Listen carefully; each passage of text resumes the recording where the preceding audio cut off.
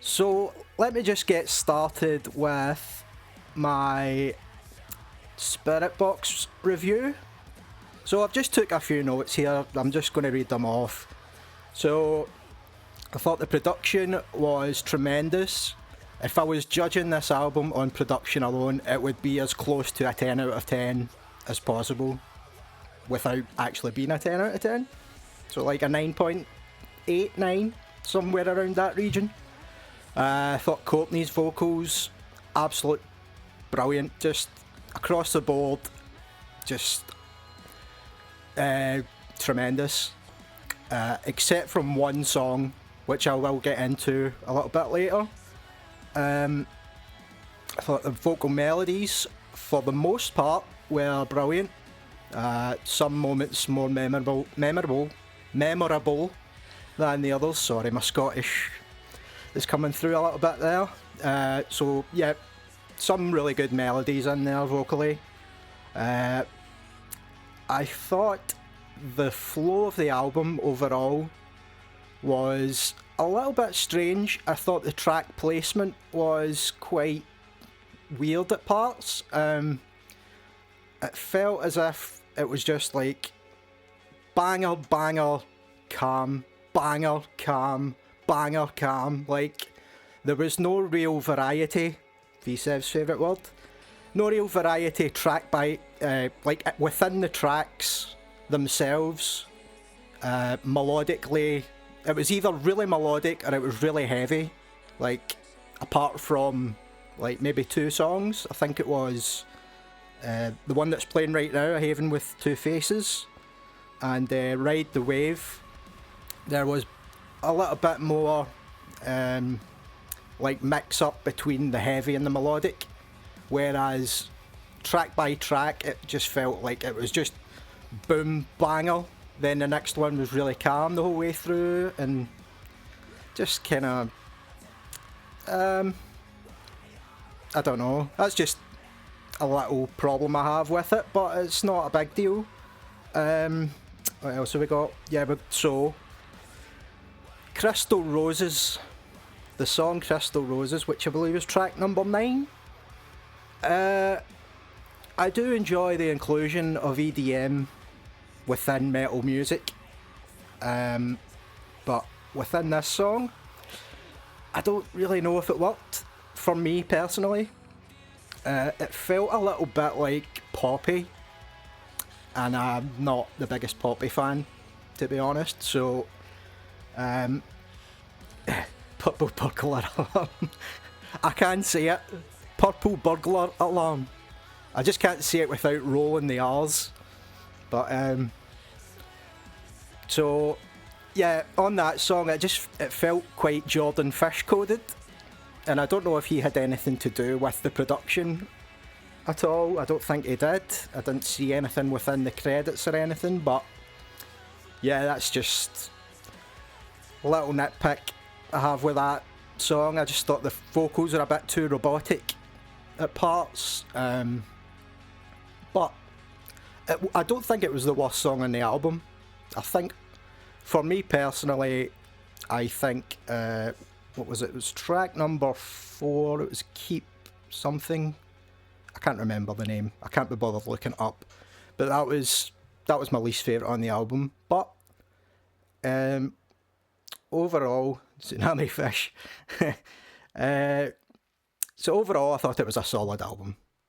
My standout tracks were Perfect Soul, the single, obviously. Great song. No Loss, No Love, the other single, which was also great. Outside of the singles, I thought A Haven with Two Faces and the song that's playing right now, the album closer, Deep End. They were my standout tracks. I gave the album overall an 8.1 out of 10. It is very solid. Is it an album of the year for me? I don't think it's quite there. I think it will be within a top 10 maybe range, somewhere around the low top 10, but it's still a solid effort for what it was. You okay? So Whitechapel, let's get into it. So let's see, let me just read through the notes here. So, first things first, I'll start with the production. I thought the mix on a lot of it was quite muddy. It is a thing in deathcore and all. It's hard to get a perfect sound out of lowly tuned instruments like that. But it didn't affect my experience with the album overall. It was just something I noticed, just a little bit muddy. But yeah, that's going to happen in deathcore. Thought the lead guitar melodies were absolutely stunning throughout. Just created such a epic atmosphere. Just tremendous. The drums were on point, absolutely brutal throughout. Some great groove in there when it was needed. Vocals great as expected. It's Phil, you know. I thought the flow of the album was perfect.